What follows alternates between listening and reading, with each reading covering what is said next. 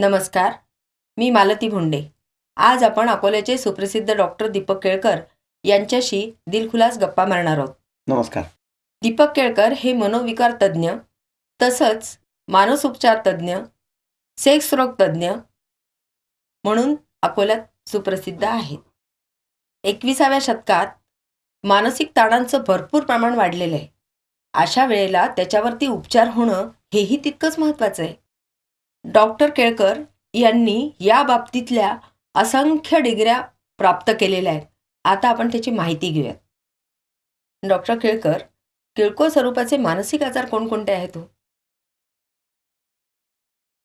तर किरकोळ स्वरूपाचे मानसिक आजार म्हणजे चिंतारोग अच्छा. किंवा अँझायटी न्यूरोसिस ज्याला मी म्हणतो, नैराश्य रोग, डिप्रेशन, नंतर हिस्टेरिया नावाचा आजार असतो, भयगंड, फोबिया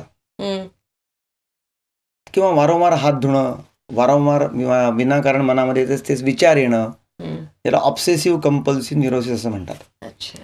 अँझायटी रोगामध्ये काय होतं की हातापायाला कंप येतो, हातपाय थरथर कापतात, छातीत धडधड होतं, उगीच मनामध्ये भीती वाटते, काहीतरी होईल, काहीतरी संकट ओढवेल अशी चिंता होते आणि मग झोप लागत नाही. तर हे जे आहेत हे किरकोळ स्वरूपाचे मानसिक आजार. अच्छा. गंभीर स्वरूपाचे काय काय मानसिक आजार असू शकतात?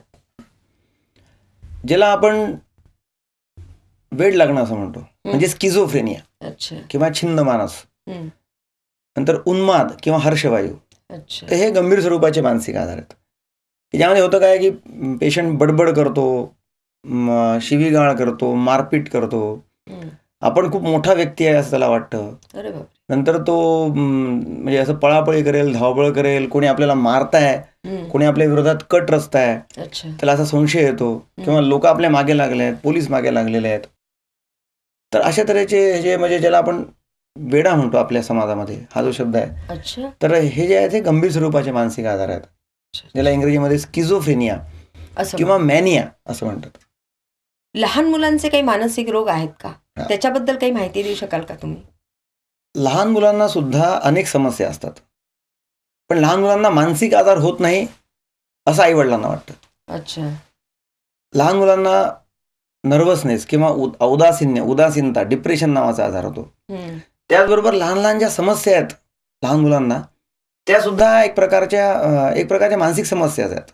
उदाहरणार्थ नख कुरतडणं, नंतर अंथरुणात झोपेत लघवी करणं, हट्टीपणा, जिद्दीपणा, आकांड तांडव करणं, नंतर अभ्यासात लक्ष न लागणं किंवा अभ्यास केलेला विसरून जाणं, नंतर शाळेची भीती वाटणं, नंतर टीव्हीचं वेड, टीव्ही मॅनिया ज्याला असं म्हणतो, बोलताना अडखळणं, नंतर वारंवार चमत्कारिक विचार मनामध्ये येणं, एकटं बसून राहणं, किंवा शांत झोप न लागणं, किंवा झोपेत घाबरून उठणं, झोपेत चालणं. तर अशा तऱ्हेचे हे ज्या समस्या लहान मुलांना आहेत, तर यांचं कारण सुद्धा मानसिक असतं. मनोशारीरिक आजार म्हणजे काय?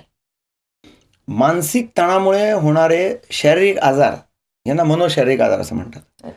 ज्यामध्ये डोकं दुखणं, क्रॉनिक हेडेक्स, किंवा अर्ध डोकं दुखतं, नंतर खांदे दुखणं किंवा पाठ दुखणं, कंबर दुखणं, आणि मुख्यतः पोटाचे विकार, ज्यामध्ये ढेकरा येणं, आंबट पाणी येणं, आम्लपित्त होणं, पोटाला फुगारा, छातीत जळजळ, संडासला साफ न होणं किंवा जास्त संडासला लागणं, तर असे हे अपचन होणं, असे जे पोटाचे विकार आहेत हे याचं कारण मुख्यतः टेन्शन असतं, आणि याला मनोशारीरिक आजार असं म्हणतात. म्हणजे पोटाचे विकार सुद्धा हे मानसिक ताणापासून होतात, हे आत्ताच माहिती पडलं. आता मी तुम्हाला पुढचा प्रश्न विचारते की फिट्स किंवा अपस्मार याबद्दल थोडीशी माहिती द्याल का? फिट्स ज्या आहेत त्या मानसिक तणामुळे सुद्धा होऊ शकतात, ज्याला हिस्टेरिया असं म्हणतात. आणि दुसऱ्या फिट्स आहेत त्या मेंदूच्या आजारामुळे होतात, ज्याला एपिलेप्सी असं म्हणतात.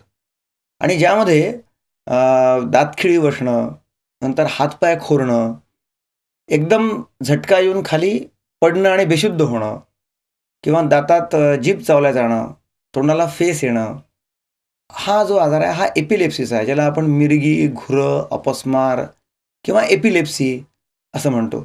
आणि त्यावर खात्रीचा उपाय उपलब्ध आहे. हो. गोळ्यांनी हा आजार एकदम पूर्णपणे चांगला होतो. आता मला सांगा, वृद्धांच्या बाबतीत पण असे काही रोग आहेत का जे मानसिक रोगांमध्ये गणल्या जातात किंवा मानसिक रोगांपासून ते होतात?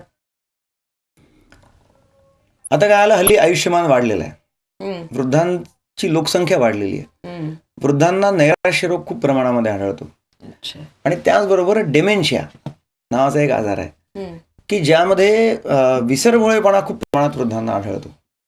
साठी, बुद्धिनाठी असं म्हटलं जातं, ज्यामध्ये चष्मा कुठे ठेवला ते आठवत नाही, लोकांची नावं आठवत नाहीत, रस्ता विसरला जातो, हम्म, सकाळी काय केलं संध्याकाळी आठवत नाहीत, लोक कोण भेटायला आले ते आठवत नाही. हम्म, तर हा अल्झायमर नावाचा आजार आहे, अल्झायमर्स डिसीज म्हणतात त्याला.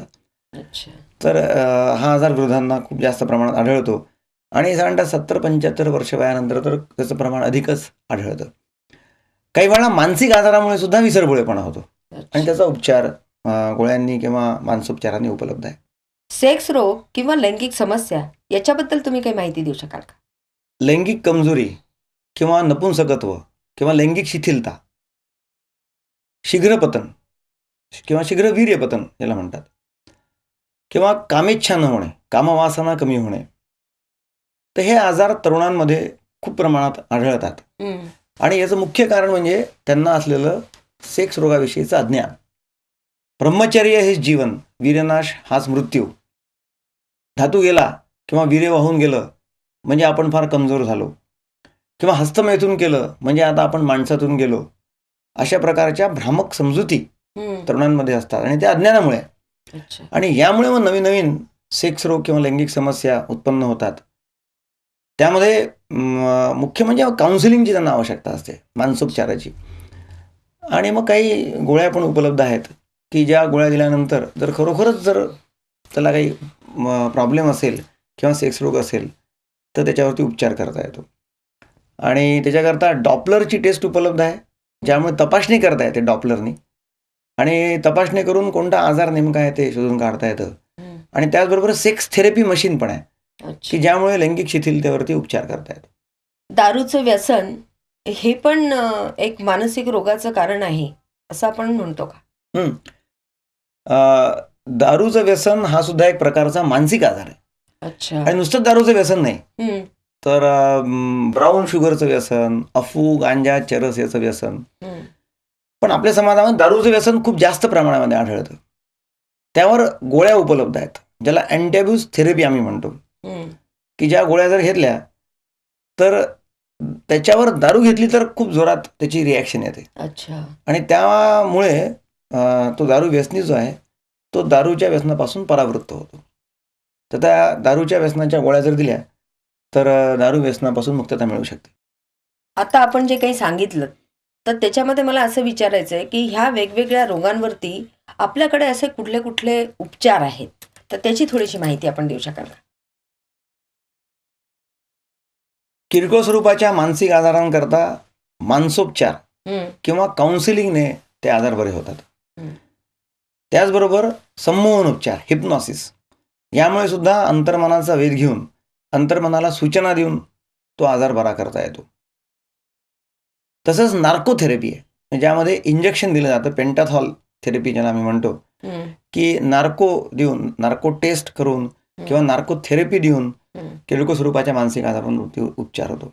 तर अत्याधुनिक आता औषधं उपलब्ध आहेत, गोळ्या आहेत, इंजेक्शन आहेत, की ज्यामुळे किरकोळ स्वरूपाचे मानसिक आजार तर ठीक होतातच, हम्म, पण त्याचबरोबर गंभीर स्वरूपाच्या मानसिक आजारावरती रामबाण उपाय होऊ शकतो आणि ते आजार ठीक होतात. पण जर खूपच जास्त गंभीर असेल किंवा खूप जास्त व्हायलंट पेशंट असेल, मारपीट, ठोकाठोकी, धावपळ करणं, आणि जर तो गोळ्या इंजेक्शननी काबूत येत नसेल हम्म, त्याला आपण शॉक ट्रीटमेंट देतो किंवा त्याला शॉक ट्रीटमेंट देऊन त्याला हॉस्पिटलमध्ये आम्ही भरती करतो आणि त्याच्यावरती मग उपचार आम्ही करतो. तर असे अलग अलग अलग अलग उपाय आहेत की ज्यामुळे तो पेशंट चांगला होतो.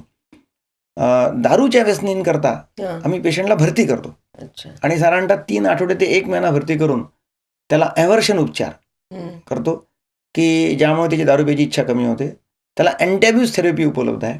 हम्म, मग समूह उपचार आहेत, एकत्र सगळ्यांना बसवून त्यांचा उपचार करणं, त्यांना काउन्सिलिंग करणं, तर दारूच्या व्यसनावर सुद्धा आम्ही उपचार करतो आणि बऱ्याच लोकांची दारू सुटते. मी आधी म्हटल्याप्रमाणे वरती डॉपलरची टेस्ट आहे, अच्छा. की जी टेस्ट जर घेतली तर त्यामुळे निदान करता येतं की कोणता सेक्स आजार आहे, आणि मग काउन्सिलिंग करून किंवा सेक्स थेरपी मशीननी लैंगिक समस्यांवरती उपचार करता येतो. तसंच मेंदूचा आजार जर असेल, समजा उदाहरणार्थ फिट्स आपण आधी म्हटलं, एपिलेप्सी आहे, तर एपिलेप्सी करता त्याचं निदान करण्याकरता EEGची व्यवस्था उपलब्ध आहे आपल्याकडे. मेंदू आलेख आम्ही म्हणतो, की ज्यामुळे मेंदूचा कोणता आजार आहे आपल्याला शोधून काढता येतं आणि त्याचा उपचार नंतर करता येतो आणि फिट्सच्या गोळ्या उपलब्ध आहेत. अच्छा. त्याला लहान मुलांच्या करता ब्रेन फीडबॅक उपचार उपलब्ध आहे, की हा कॉम्प्युटर मशीननी उपचार केला जातो, की ज्यामुळे पेशंटला म्हणजे त्या मुलाला स्थिर बसून फोकस करून कॉम्प्युटर गेम्सच्या द्वारे मेंदू शांत, स्थिर आणि फोकस करून त्याच्यावरती उपचार करता येतो. Very good. वृद्धांकरता सुद्धा म्हणजे डेमेन्शिया जे आधी म्हटलं, अल्झायमर्स डिसीज, याच्याकरता सुद्धा नवीन नवीन औषधं उपलब्ध आहेत आणि आपल्याकडे मेमरी क्लिनिक आम्ही चालू केलेलं आहे. मेमरी क्लिनिकमध्ये स्पेशली ज्यांना विसरभोळेपणाचा आजार आहे तर ते लोक येतात आणि आपला उपचार करून घेतात. तर असे विविध प्रकारचे ट्रीटमेंट आमच्याकडे उपलब्ध आहेत, ज्यामुळे आम्ही पेशंटचा उपचार करू शकतो. लहान मुलांच्या समस्यांकरता त्या मंदबुद्धीमुळे आहेत अच्छा. की भावनिक आजारामुळे आहेत, हे पण आम्ही शोधून काढतो. याकरता बुद्ध्यांक परीक्षण आहे, IQ टेस्टिंग. तर ती IQ काढून त्याची बुद्धी किती आहे याचं परीक्षण केलं तर आपल्याला कळतं की याचा आजार कशामुळे आहे तो. आणि मग जर त्याला भावनिक समस्यांमुळे आजार असेल, नखं कुरतडणं, झोपेत लघवी करणं, बोलताना अडखळणं, हट्टीपणा, जिद्दीपणा, TV मॅनिया, नैराश्य, त्याच्याकरता मग काही प्रमाणात पालकांचं मार्गदर्शन म्हणजे पालकांचं काउन्सिलिंग, काही प्रमाणात गोळ्या, आणि जे ब्रेन फीडबॅकचं जो उपचार आहे तर तो उपचार की ज्यामुळे मेंदूंमधील उत्पन्न होणाऱ्या विद्युत लहरी ना नियंत्रण करून मेंदूला शांत आणि स्थिर कसं करायचं आणि फोकस कसं करायचं, हा तो उपचार आहे. आणि त्यामुळे सुद्धा लहान मुलांना खूप फायदा होतो. आता हे एवढं धकाधकीचं जीवन, अशामध्ये लोकांना त्या नातेवाईकांना त्या पेशंट सोबत राहण्याची गरज आहे का?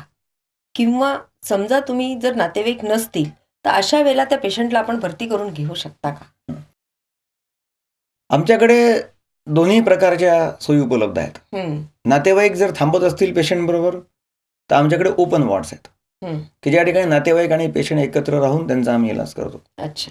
काही वेळा नातेवाईक असं म्हणतात की आम्हाला आमची रोजीरोटी बुडते, आमचं उत्पन्न बुडतं, आम्हाला आमच्या गावाला जाऊ द्या, तुम्ही पेशंटला ठेवून द्या. अशा वेळा आम्ही पेशंटला ठेवतो, त्याचा उपचार करतो, 10, 15, 8 दिवस जे काही त्याला लागतील ते, त्याचा उपचार करून मग नातेवाईकांना संपर्क करून नातेवाईक येतात, पेशंटला घेऊन जातात. तर मनोरुग्ण असेल किंवा दारू व्यसनी असेल, दोघांचे उपचार या क्लोज वॉर्डमध्ये आम्ही करतो. आणि हा उपचार सन्मित्र मानस व्यसनमुक्ती केंद्रामध्ये उपलब्ध आहे, की ज्यामध्ये सर्व एकत्र राहतात, एकत्र खाणं पिणं, मनोरंजन, वाचन, व्यायाम अशा सगळ्या गोष्टी उपलब्ध करून तो पेशंट चांगला होतो आणि मग त्याला आम्ही चांगला करून घरी पाठवतो. डॉक्टर केळकर, आपण या ठिकाणी आलात आणि आमच्या तमाम प्रेक्षकांना जी मानसोपचाराबद्दलची माहिती दिली त्याच्याबद्दल मी प्रेक्षकांच्या वतीने आपली आभारी आहे. धन्यवाद. नमस्कार.